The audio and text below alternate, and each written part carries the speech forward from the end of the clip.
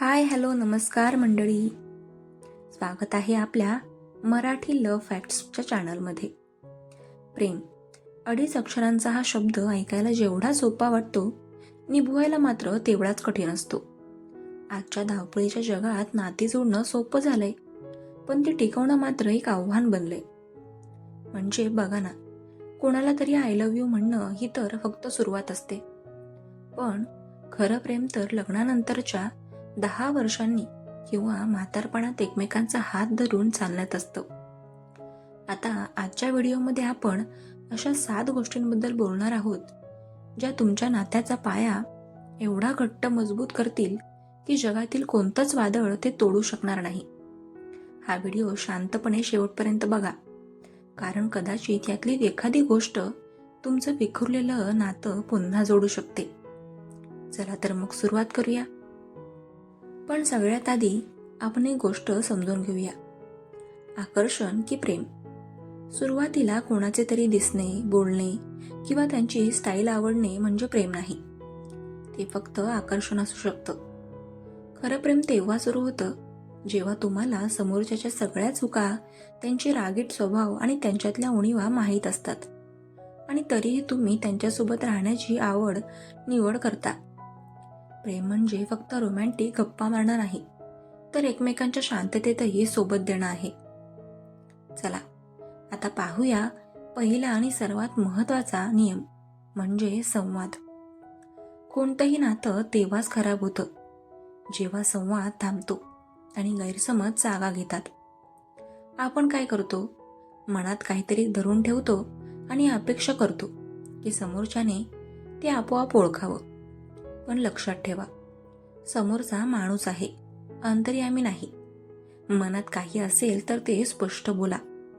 वाद झाला तरी चालेल, पण बोलणं बंद करू नका, कारण अबोला हा नात्यातला सगळ्यात मोठा शत्रू आहे. दिवसातून फक्त 15 मिनिटे एकमेकांसाठी वेळ काढा, जिथे मोबाईल नसेल, फक्त तुम्ही आणि तुमच्या गप्पा असतील. आता आपण पाहूया दुसरा नियम, तो म्हणजे आदर. जिथे आदर नाही तिथे प्रेम जास्त काळ टिकू शकत नाही. प्रेमात पडल्यावर आपण अनेकदा समोरच्याला गृहीत धरतो. त्यांच्या मतांचा, त्यांच्या स्वप्नांचा आणि त्यांच्या कष्टाचा आदर करा. कधीही जगासमोर आपल्या पार्टनरचा अपमान करू नका. जर काही चुकलं असेल तर ते 4 भिंतींच्या आड शांतपणे सांगा. जगासमोर मात्र तुम्ही त्यांची ताकद बनून उभं राहिलं पाहिजे. आता बघूया तिसरा स्तंभ, म्हणजे विश्वास. विश्वास म्हणजे नात्याचा श्वास असतो. जर श्वासच थांबला तर शरीर जिवंत राहत नाही. तसंच एकदा का संशय मनात आला की नातं संपायला वेळ लागत नाही. आपल्या पार्टनरला त्याचा पर्सनल स्पेस द्या. प्रत्येक वेळी शंका घेण्यापेक्षा एकदा त्याच्यावर पूर्ण विश्वास ठेवून बघा. नातं तेव्हाच फुलतं जेव्हा त्यात मोकळी हवा असते. गुदमरलेलं नातं कधीच सुखी नसतं. चौथी महत्त्वाची गोष्ट म्हणजे लहान लहान सुखांचा आनंद घेणं. प्रेमात नेहमी खूप मोठे गिफ्ट्स किंवा महागड्या हॉटेलमध्ये जाणं गरजेचं नसतं. कामावरून थकून आल्यावर पार्टनरला एक कप चहा देणं आणि आज तू खूप सुंदर छान दिसतेस असं अचानक म्हणणं, किंवा काळजी घे असा एक छोटासा मेसेज करणं, या लहान लहान गोष्टीच नात्यात गोडवा टिकून ठेवतात, जो मोठ्या भेटवस्तूंनी कधीच येत नाही. पाचवा आणि सर्वात महत्त्वाचा नियम आहे माफी आणि विसरणे. माणूस म्हटल्यावर चुका तर होणारच. जर समोरच्याला आपल्या चुकीची मनापासून जाणीव झाली असेल तर त्यांना माफ करायला शिका. जुन्या भांडणांची उजळणी दरवेळी करू नका. भांडण झाल्यावर कोण जिंकलं यापेक्षा आपलं नातं जिंकलं हे जास्त महत्त्वाचं असतं.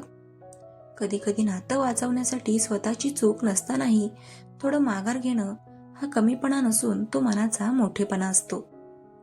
आता आपण पाहूया 6वा नियम, म्हणजेच पार्टनरला बदलण्याचा प्रयत्न करू नका. आपण जसे आहोत तसंच समोरच्याने आपल्याला स्वीकारावं असंच आपल्याला वाटतं ना, मग आपणही त्यांना बदलण्याचा अट्टाहास का करायचा? त्या व्यक्तीच्या पूर्ण स्वभावासकट त्यांच्यावर प्रेम करा. त्यांना पूर्णपणे बदलणं म्हणजे त्यांच्या अस्तित्वावर घाला घालण्यासारखं आहे. दोन भिन्न स्वभावाचे लोक जेव्हा एकत्र राहतात तेव्हाच ते नातं परिपूर्ण होतं. आणि आता शेवटचा 7वा नियम, जो सगळ्यात महत्त्वाचा आहे, तो म्हणजे कठीण काळात सोबत राहणं. चांगल्या काळात तर कोणीही सोबत असतं, पण खरं प्रेम तेच जे वाईट काळात सावली बनून उभं राहतं. जेव्हा जग तुमच्या पार्टनरच्या विरोधात असेल, जेव्हा त्यांच्याकडे पैसा नसेल किंवा त्यांचं आरोग्य साथ देत नसेल, तेव्हा तुम्ही त्यांचा हात घट्ट पकडून उभे राहा. हाच तो काळ असतो जेव्हा नातं सर्वात जास्त मजबूत होतं आणि त्याची किंमत कळते. तर मित्रांनो, नातं हे एका नाजूक रोपट्यासारखं असतं. त्याला रोज विश्वासाचं पाणी आणि प्रेमाचं खत घालावं लागतं. प्रेम म्हणजे फक्त एक भावना नाही, ती एक जबाबदारी आहे जी आयुष्यभर निभवायची असते. तुम्हाला यातील कोणता नियम सर्वात जास्त पटला किंवा तुमच्या नात्यात तुम्ही काय बदल करणार आहात, कमेंट्समध्ये नक्की सांगा. आणि जर हा व्हिडिओ तुमच्या आयुष्यात थोडी जरी सकारात्मकता घेऊन आला असेल तर लाईक करा आणि तुमच्या खास व्यक्तीला हा व्हिडिओ शेअर करायला विसरू नका.